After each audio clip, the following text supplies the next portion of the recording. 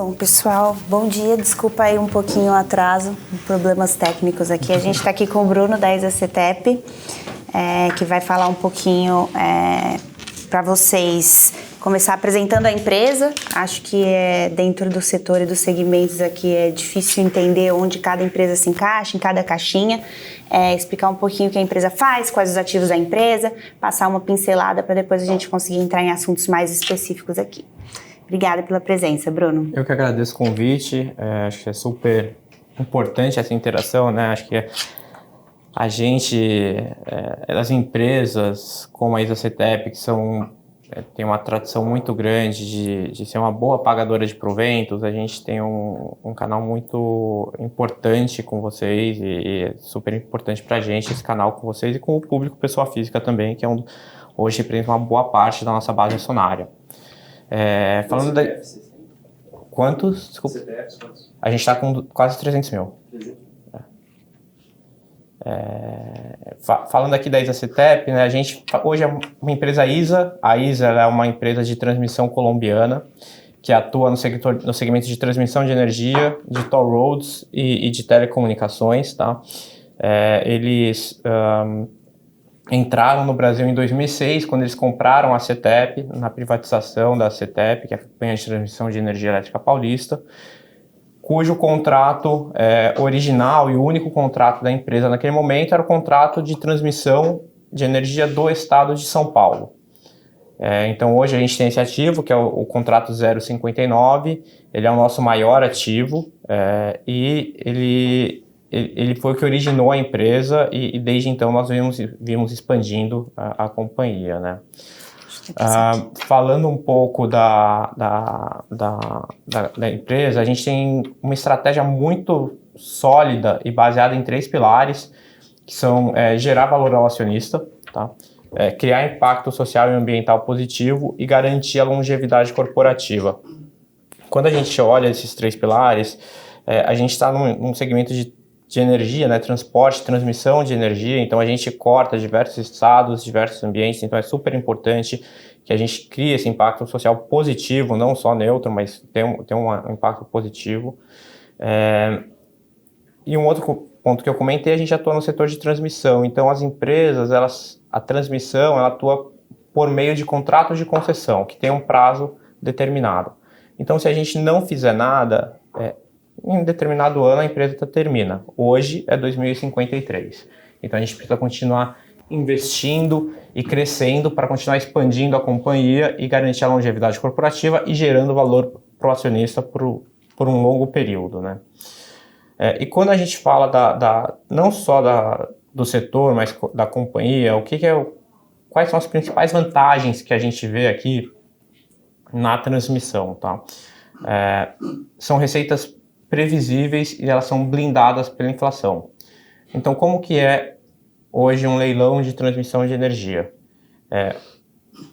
A empresa de pesquisa energética faz o planejamento da demanda de oferta, distribuição e transmissão de energia no país. A ANEEL, que é o órgão, a agência reguladora, a Agência Nacional de Energia Elétrica, ela define os projetos, estima para a transmissão, né? Estima, vou conectar ponto A gerador a ponto B distribuidor, precisa de uma linha de transmissão aqui no meio, com algumas subestações.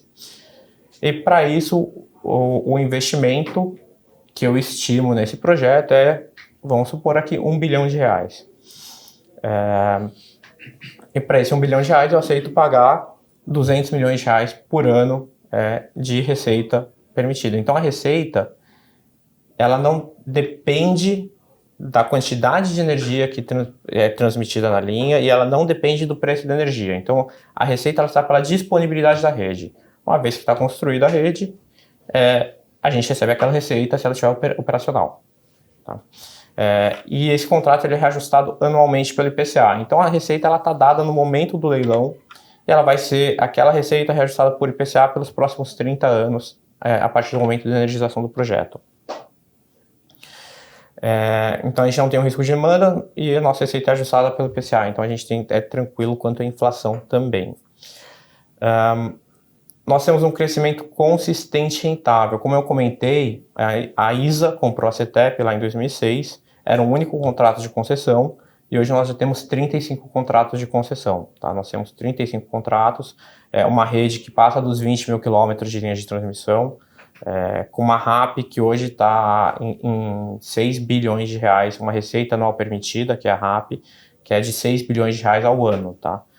Desde 2016 nós ganhamos 19 projetos, já energizamos 12 desses projetos, ainda temos 7 que estão em construção, e todos esses projetos que nós ganhamos em concessões, eles têm uma TIR real acionista de 2 dígitos, tá? Então a gente tem um retorno aí atrativo de 2 dígitos para cada projeto que a gente ganha no leilão. E como que a gente faz isso? Algumas métricas para a gente conseguir ganhar um leilão e ter um deságio eficiente a receita que a ANEEL aceita pagar por aquele projeto. A gente tem as nossas premissas internas, mas nós somos uma empresa que tem uma tradição muito grande e um histórico de excelência na construção dos ativos. Então, nesses últimos ativos, a gente tem conseguido antecipar em média 7 meses da data de necessidade da ANEEL. Então, por exemplo, a ANEEL fala que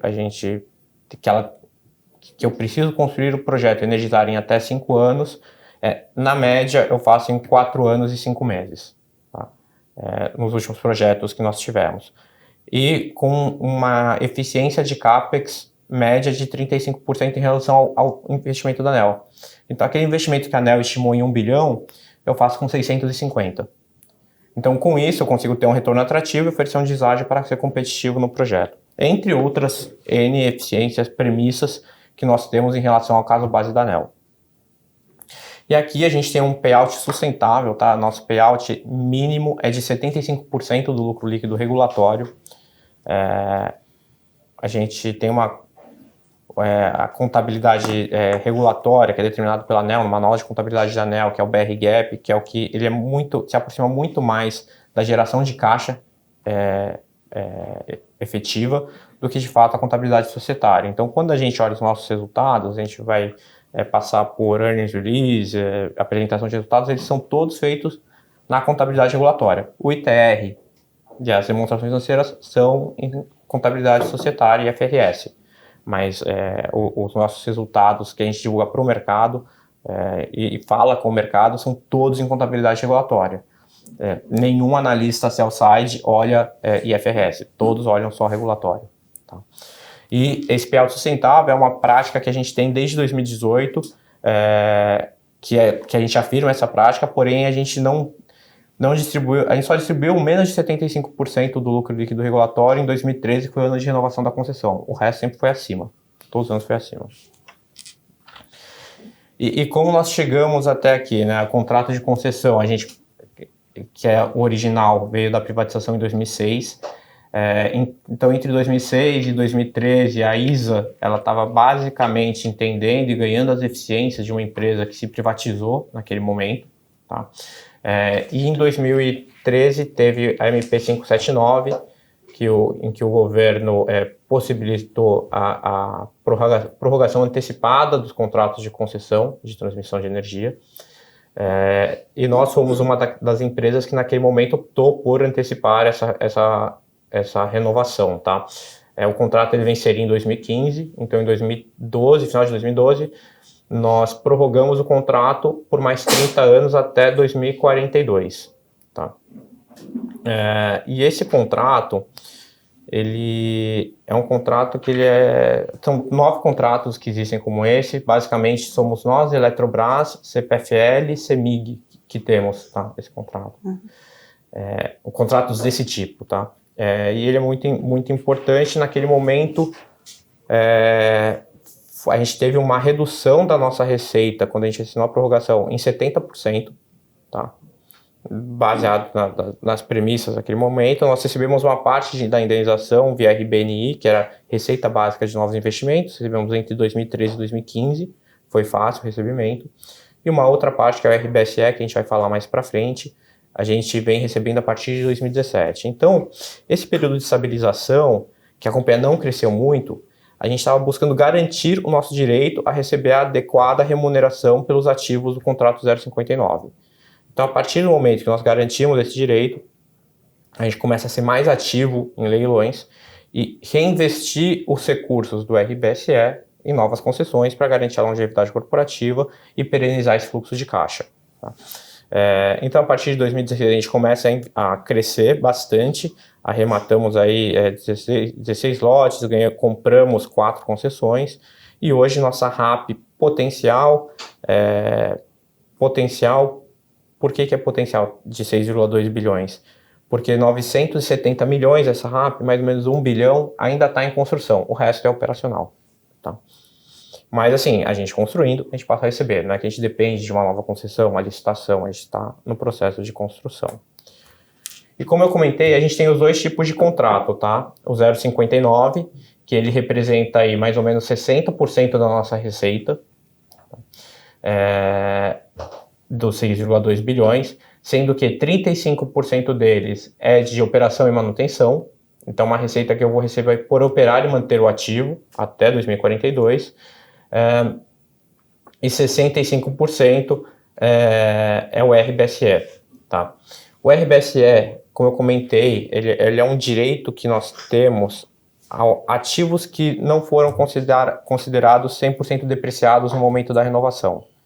Só para deixar claro aqui para o pessoal, então além da receita permitida que vocês têm das linhas de transmissão, vocês também têm essa indenização da RBSE para receber e aí configura a receita de vocês. Isso, configura uma receita porque ela de fato, que ela não é uma indenização porque não houve um processo, ela é uma receita pelos ativos que não estavam depreciados, então ela é um direito nosso. E demorou para a gente garantir esse direito porque naquele momento precisou ser feito um laudo de todos os ativos que tem no estado de São Paulo, qual o nível de depreciação de cada um deles, o laudo foi questionado, então assim, teve diversas vindas até que fosse garantida na portaria 120 do Ministério de Minas e Energia que a gente teria direito sim ao RBSE. E essa é uma receita que ela termina, então a gente tem aqueles ativos e ela vai terminar ali a grande parte em 2028. Tá? Então, se a gente não fizesse nada até 2028, a gente perderia aí basicamente 40% da nossa RAP, ela acabaria, que seria o RBSE. Tá? E esse contrato, ele é um contrato muito interessante, porque assim, além do RBSE e da operação de manutenção, ele tem uma característica de um contrato de distribuição de energia. Tá? Então, a gente tem a prerrogativa e a obrigação de investir em reforços e melhorias nesse contrato, que são investimentos que são remunerados para a companhia. E esse investimento ele é muito importante, porque ele é um investimento que não tem competição. Ele não tem um leilão, um deságio, uma competição. É feita uma resolução autorizativa, no caso de um reforço, ou a gente faz a melhoria e depois regulariza na ANEEL. Reforço é um aumento de capacidade, melhoria é manutenção. Então, eu faço manutenção, regularizo o anel e eu passo a receber uma receita adicional por esses investimentos realizados. Tá? Então, eu consigo crescer em termos de receita, de rentabilidade e de remuneração sem uma competição mais acirrada, como no caso de uma licitação. Isso é muito importante, né? Como o Bruno comentou, talvez hoje a principal via de crescimento orgânico da companhia por via desses reforços e melhorias, onde eles conseguem ser traduzidos em receita, além aí da competição, dos leilões, das novas linhas de negócio. Exato, e assim, isso tem um valor muito grande. Quando a gente, mais pra frente, a gente vai ver como a gente aumentou o nosso investimento em reforços e melhorias nos últimos anos. Tá? A gente saiu de mais ou menos 100, 200 milhões em 2019 para 1,2 bilhão no ano passado. E a gente vai continuar nesse patamar. E é um ativo que você já conhece, né? É um ativo com um investimento de muito menor risco do que um projeto novo. Assim, a parte de licenciamento ambiental, operação é muito mais simples e fácil. Né? Ambiental nem precisa, o equipamento eu vou trocar o equipamento. Sim. Então, assim, é muito mais simples e rápido de ser feito. E aí você adiciona a tua base de ativos naquela mesma TIR ou você tem que renegociar qual é a TIR no momento? Normalmente, o que ele faz, a resolução autorizativa já vem a receita para aquele investimento. Então, a relação RAP-CAPEX que nós temos em reforços e melhorias, ela fica entre 12% e 17%. Tá? Que são Hoje a gente já tem 5 bilhões aprovados até 2028 para ser feito. E uma vez que ele está aprovado, é uma obrigação, eu tenho que fazer. E nessa relação RAP-CAPEX de 12% a 17%. E por que ela varia? Porque tem projetos de melhoria que eu faço antes e depois de regularizar a RAP. Isso aí depende muito do projeto. E são muitos projetos. Então, esses 5 bilhões, eles estão divididos em mais de 250 projetos. Então, é muita coisa que tem que ser feita na rede para aumentar essa base. Mas sim, ela aumenta a base de ativos e aumenta a nossa remuneração. Então, esse ano nós vamos ter a RTP, que é a revisão tarifária programada, periódica, que é feita a cada 5 anos, onde ele vai revisitar toda a nossa base de ativos, o que depreciou, o que nós adicionamos, vai ver o valor desse ativo e vai ajustar a nossa remuneração para o próximo ciclo de 5 anos. E além do 0,59, nós temos os contratos licitados, tá? Que são outras 34 concessões. Todos eles são prazos de 30 anos. A gente tem uma que vence ano que vem, vai ser licitada agora em setembro, que representa menos de 1% da RAP. E quando a gente olha aqui, todos os nossos outros contratos, com exceção dessa que está vencendo e vai ser licitada, são reajustados pelo IPCA, tá? Aquela é reajustada pelo IGPM. São prazos de 30 anos e nós temos expandido bastante nesse ponto pela oportunidade que o país está passando, o mundo está passando com a transição energética, né, que se acelerou muito, enfim, com a guerra na Ucrânia, a dependência de gás na Rússia. Então a Europa está fazendo esse movimento de transição energética, os Estados Unidos está fazendo e a gente também está fazendo aqui no Brasil, com uma geração muito grande de energia eólica no Nordeste, renovável, e solar no norte de Minas. Então a gente precisa conectar a região geradora, que é Nordeste e Norte de Minas, com a região consumidora, que é aqui Sudeste, Sul e Centro-Oeste ali do país. Então existe uma oportunidade muito grande na transmissão de energia, e a gente vê leilões muito grandes aí desde 2022, leilões de 10, 15, 20 bi de CAPEX a cada leilão. Quando a gente olha aqui para o nosso tipo de contrato de concessão, aqui a gente mostra que a gente, olhando só a receita operacional, sem o RBSE, tá? A gente vê que hoje as nossas licitadas, elas já são maiores que o nosso contrato 0,59, então elas já representam mais da metade da nossa receita operacional ex-RBSE. Então elas cresceram muito ali nos últimos 10 anos, um crescimento anual médio de 17%, mas não foi porque a gente deixou de investir no 0,59. O 0,59 ele cresceu aí 9% ao ano nos últimos 10 anos também, um crescimento acima da inflação. Então assim, a gente consegue crescer, é uma rentabilidade, a melhor rentabilidade que tem é o 0,59, a gente investir em reforço e melhorias, mas a gente precisa, de fato, garantir a longevidade corporativa. Por isso que a gente investe também nas licitadas. Então, só que um panorama de como nós crescemos, né? A gente aumentou o market share, o número de concessões que eu comentei, a gente hoje tem 35 concessões. O nosso prazo médio de vencimento, ponderado pela RAP, ele aumentou aí, agora ele é outubro de 2045. E fora também as 23 mil quilômetros de linha, capacidade de transmissão e subestações que a gente tem no mercado. Tá? E como que funciona aqui? A gente tem 3 possibilidades de crescimento. 2 delas eu já comentei, né? Reforço e melhorias. Então, reforço e melhorias, eles estão vinculados ao contrato 0,59. Reforço, a gente pode ter reforços em listadas? Pode. Tá? A gente pode ter reforços em listadas porque o governo fez um planejamento, ele vai precisar de uma conexão adicional, ele vai precisar de um aumento de capacidade numa listada, ele pode solicitar um reforço. Mas é menos comum, considerando que são linhas mais novas, que foram planejadas mais recentemente, estão adequadas para o crescimento previsto até o momento. Então, reforços, que é um aumento de capacidade, estão concentrados no contrato 0,59, e melhorias, elas são exclusivas do contrato 0,59, tá?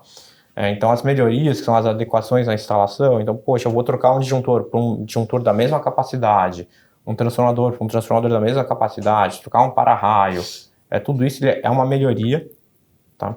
Eu sou remunerado por isso, mas só no 0,59. Nas licitadas, isso tem que estar no meu caso base, no meu cenário base, de quando eu vou participar do leilão. Tá? Então, quando a gente olha contrato 0,59, reforço e melhorias, eu tenho maior rentabilidade, menor competição. Nas licitadas, eu aumento a longevidade, com uma TIR muito interessante. E também tem um projeto que é o menos rentável, que é o M&A. Normalmente são ativos, são ativos já operacionais, mas eles são muito... É mais difícil da gente conseguir concluir uma aquisição e concluir um M&A que seja interessante para a companhia, tá? A gente concluiu em 2021, que foi a PBTE, era uma linha de transmissão aqui subterrânea que passa dentro da cidade de São Paulo, que nós não ganhamos o leilão, porém, uma vez que o projeto foi energizado, o operador bateu na nossa porta, ofereceu para vender, nós compramos, sem adicionar um headcount. Ele ligava é uma linha que liga 2 subestações da Isacetep. Então, assim, para a gente é só operar e manter agora. Então, tem uma rentabilidade menor, mas tem um menor risco também. Tá bom? E quando a gente olha aqui o nosso gráfico de investimentos, como eu comentei, a gente saiu de 100 milhões ali em 2018 e 2019 para 1.2 bi em 2023 e vamos manter esse patamar aí ao redor de 1.1 bi para os próximos 5 anos de investimentos em reforço e melhorias. Esses investimentos em reforço e melhorias de 23 a 27, eles devem aumentar a nossa RAP entre 600 e 850 milhões de reais, tá? Que não estão naquele 6,2. Então, lá em 2028, a nossa RAP ela deve aumentar ao redor de 600 a 850 milhões de reais. Fora isso, nós temos 7 projetos em construção, Greenfield, 7 projetos de licitadas, que vão demandar 10 bi de investimento também nos próximos 5 anos. Então, a gente já tem comprometido 15 bilhões de investimentos para serem feitos até 2028, tá? E vão adicionar aí, considerando a soma de tudo, mais ou menos 1.800, 1.900 de RAP a valores de junho de 23. Aqui um histórico dos últimos anos, o quanto a gente entregou, né? Nós entregamos 12 projetos nos últimos anos, que adicionaram e habilitaram uma RAP de mais ou menos 650 milhões de reais. Tá? E como eu comentei, com aquela eficiência média de 7 meses de antecipação e 35% de CAPEX. Tá? Desses 12 projetos, 3 são em parceria com a Taesa, esse Ivaí, Paraguaçu e a Imores, que nós energizamos em 22. Todos os outros são projetos 100% Isacetep. Dos projetos que a gente ainda tem em construção, a gente tem 3 megaprojetos que nós ganhamos nos leilões de 22 e 23, que são o projeto Piraquê, que fica ali em Minas Gerais, Serra Dourada, que liga a Bahia e o norte de Minas Gerais, e o Itatiaia, que liga Minas Gerais no Rio de Janeiro. Tá. Esses projetos vão exigir aí praticamente 9 bi desses 10 bi de investimentos que nós temos para fazer. E também vão adicionar a maior parte da RAP que a gente tem para entrar em operação quando estiverem concluídos, né? Para esse ano, a gente tem a previsão de energização de Minuano, tá? Minuano deve entrar esse ano. Para o ano que vem, acredito que Riacho Grande e Água Vermelha, e a partir de 26 Piraquê, e 27 e 28 os outros 3, Jacarandá, Itatiaia e Serra Dourada. Bruno, aproveitando esse gancho do pipeline aí de novos projetos, né? Como que vocês fazem para mitigar um potencial risco de um aumento do CAPEX ou de uma exposição a commodity nesses projetos que vocês têm aí quase 10 bi para investir? Cara, é uma pergunta muito boa, porque assim, muitas vezes a gente ouve comentários, pô, vocês foram muito agressivos, o leilão foi muito agressivo, muito competitivo, o deságio foi muito grande. E quando a gente olha, a última coisa que a gente olha na conta é o deságio.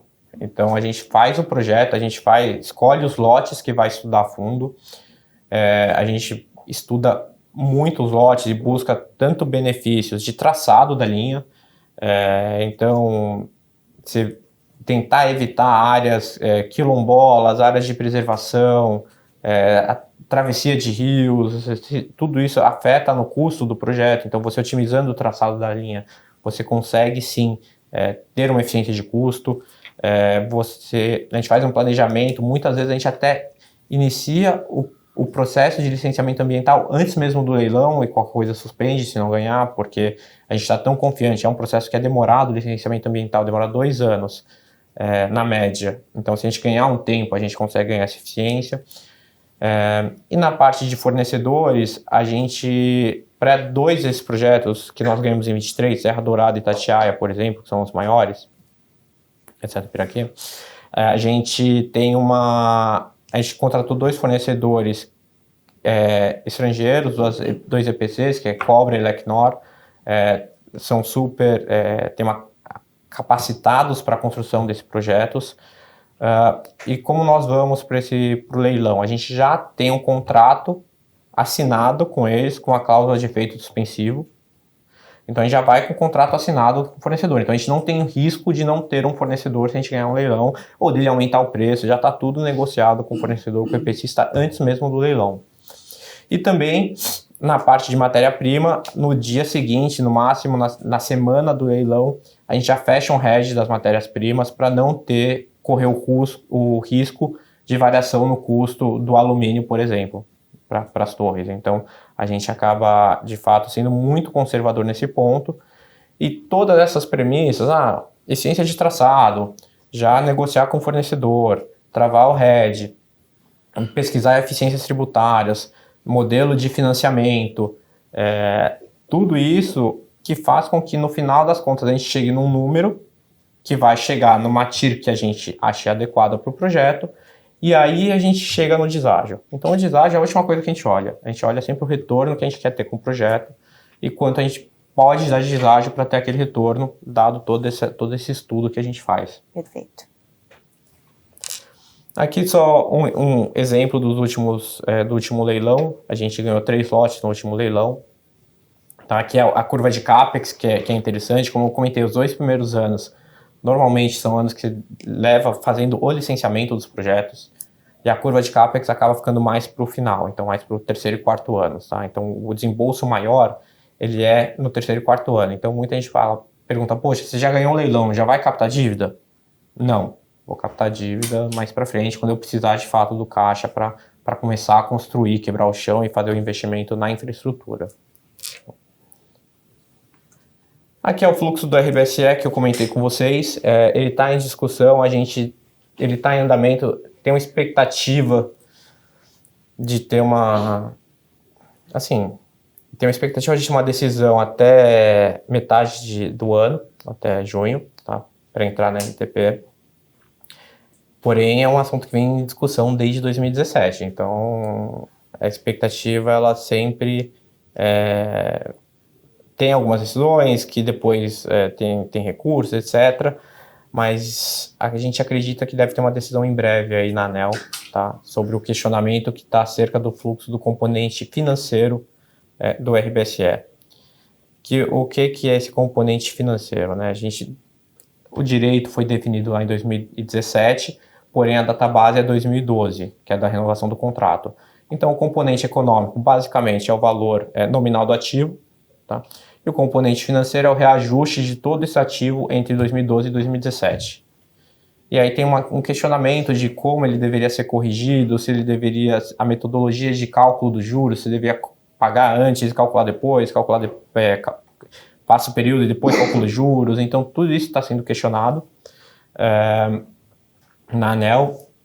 Hoje, se a nota técnica que está em discussão na ANEEL for aceita na sua integralidade, nossa expectativa de tamanho de impacto é de mais ou menos R$1 bilhão em valor presente aqui de 23, tá? Então, basicamente, mais ou menos R$500 milhões por ano aqui nos últimos 3 anos, que a valor presente daria R$1 bilhão, mais ou menos. Porém, a gente não acha que vai ser acatada na integralidade, a gente entende que tem um bom direito, tem uma boa argumentação, então a gente vê esse impacto como um limite, tá? Não acredita que esse seria o impacto, mas poderia haver um impacto. Mas, de novo, o que está sendo discutido é o componente financeiro, o componente econômico não tem discussão, está pacificado, e quando a gente olha de todo o montante da discussão da renovação do contrato, a gente já recebeu 17 bi. o que está em discussão, a gente está falando aqui de mais ou menos R$ 1 bi. Então, essa decisão cabe só à ANEEL, dessa possível mudança? sim, está em recurso na ANEEL, vai ter uma reunião, deve ser discutida em uma reunião de diretoria colegiada, eventualmente pode ser judicializado por qualquer uma das partes, mas a decisão em instância administrativa é na ANEEL. Mas quem questiona isso são grandes consumidores. Isso, exato.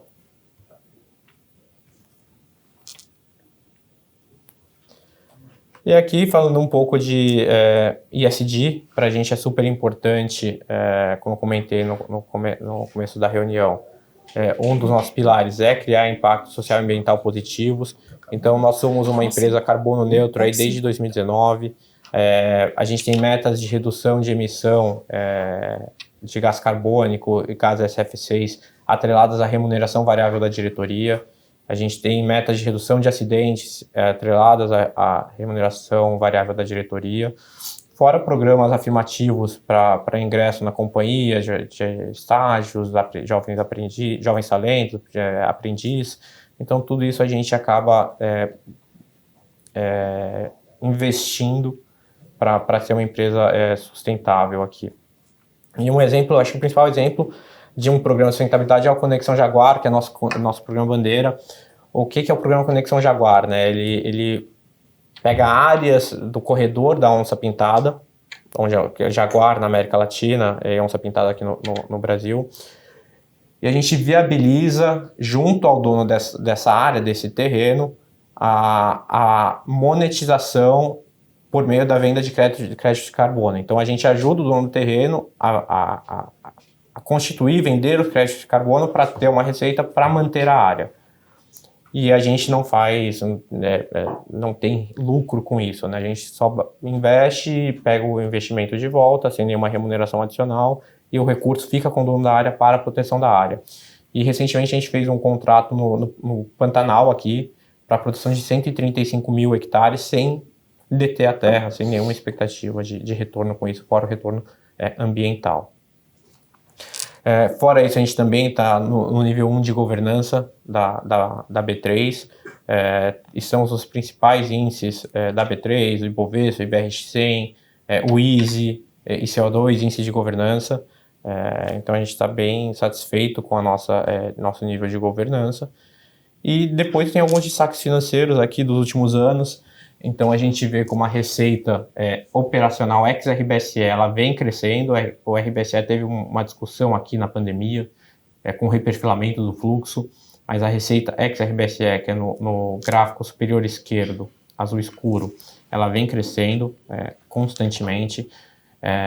O nosso PMSO é pessoal, manutenção, serviços e outros. É basicamente o nosso custo fixo. Ele vem crescendo, mas ele vem crescendo menos que a receita. Então, a gente vem ganhando eficiência aí, em termos de custo, tá? Com uma margem aqui que se mantém aí próximo dos 80%. E por último, acho que nosso histórico aqui de proventos, tá? Então, como eu comentei, a gente só ficou abaixo de 75% de distribuição em 2013, que foi o ano da renovação do contrato. Os outros anos nós sempre distribuímos um payout acima dos 75%. Esse 75% que ficou em 2022 e em 2023 deve se manter para os próximos anos, tá? Porque, como eu comentei, a gente tem 15 bi para investir, então é até uma responsabilidade se manter na prática dos 75%. Excelente. Acho que vale, Bruno, a gente deixar aqui uns minutinhos para perguntas. Claro, desculpa, me estendi aqui. Imagina. Acho que posso até começar com uma que eu acho que é a principal aí dos investidores, né? Qual que vai ser a estratégia de vocês para conciliar aí esses 15 bi de investimentos, esses 10 em novos projetos, 5 em reforços e melhorias, com sustenta aí o payout de 75%, ou se a gente pode esperar que isso caia um pouquinho para os próximos anos devido a esse montante de investimento a ser feito? Não, o payout não deve cair. O payout, todo o nosso planejamento está feito com a manutenção do payout de 75%. Tá? O que vai acontecer? Hoje, nossa alavancagem ela vai aumentar. Nossa alavancagem está em 2,4 vezes dívida líquida EBITDA. ela deve subir para um patamar próximo a 4 vezes, tá? Ali em 2027, quando a gente estima que vai ser o pico da alavancagem. E nesse momento a gente vai ter projetos entrando em operação que vão gerar mais caixa, a alavancagem volta a cair. Tá? Então a gente deve ter conciliar o cronograma de investimentos. Então a gente até fez uma adaptação no nosso cronograma de investimentos dos projetos que ganhamos no leilão de 23, tá? Com a manutenção de payout e vai um aumento momentâneo da alavancagem para suportar esse crescimento. Perfeito, então vocês estão com balanço ainda para fazer os dois em paralelo. Então, a gente tem um acesso ao capital muito bom, tá? A gente tem um rating pela Fitch em escala nacional AAA, então a gente consegue captar recursos muito em debêntures, emissões de debêntures, tanto de infra quanto corporativas, com uma taxa um pouco só acima do soberano. Tá? Então a gente tem taxas bem atrativas, uma demanda de crédito bastante elevada, então a gente está bem tranquilo com acesso a capital. Perfeito. E assim, todas as nossas emissões, a última que tinha covenant financeiro, ela venceu em fevereiro, a gente liquidou, então a gente não tem mais nenhuma emissão com covenant, a gente tem dívidas com BNDES, pequenas dívidas com covenant, que em 2 momentos que nós precisamos renegociar com eles os covenants, eles se mostraram super abertos, super receptivos, então foi fácil a renegociação.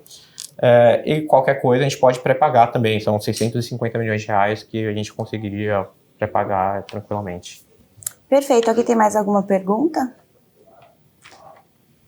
Da RTP que está em andamento do 0,59, né? Se vocês puderem falar de expectativa, tem um volume alto que foi feito em reforço e melhoria. Isso. Se ele já entra nesse ciclo, se ele entrar depois, para compensar o que foi amortizado e rápido baixar. A data de corte da RTP, ela é janeiro de 23, porque a RTP ela deveria ter acontecido em junho de 23 e atrasou, a ANEEL estava discutindo muito mais as distribuidoras naquele momento, então atrasou por 1 ano, tá? Então a data de corte é junho de 23, então quando a gente olha para a RTP, ela vai pegar os ciclos de investimento de 18 a 22, tá?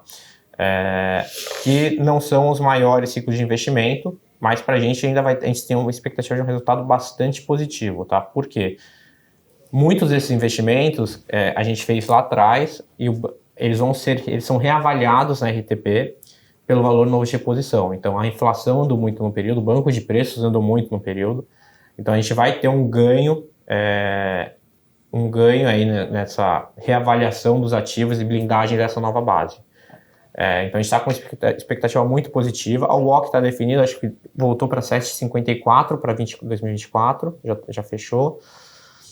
E custo de operação e manutenção vai passar a ser aplicado um fator X, porque como esses contratos não têm competição, eles criam uma competição sintética, né? Ele põe um deflator no seu reajuste de contrato para você sempre ganhando eficiência em custo e de fato, e criando essa modicidade tarifária.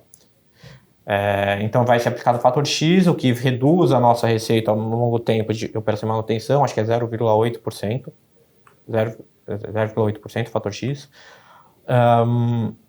mas a gente ainda continua com a mais eficiente do setor, então a gente ainda tem um prêmio por eficiência no benchmark da ANEEL. Então a gente está, all in all, a gente está com uma expectativa positiva para a RTP, acho que vai surpreender bastante gente. Esse WACC ele é real? O WACC real. Bom, queria agradecer, Bruno, obrigada pelo seu tempo, pelas explicações. Obrigado a todos. E um bom dia a todos.